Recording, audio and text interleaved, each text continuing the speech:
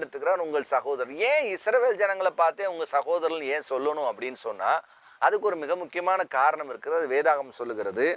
யாத்ராகம புஸ்தகம் 12:38 எண்ணாகமம் 11:4 என்ன சொல்லப்படுகிறது? அவர்களோட கூட பல ஜாதியான ஜனங்கள் அநேகர் போனதும் அன்றி மிகுதியான ஆடு மாடுகள் முதலான மிருக ஜீவன்களும் போயிற்று.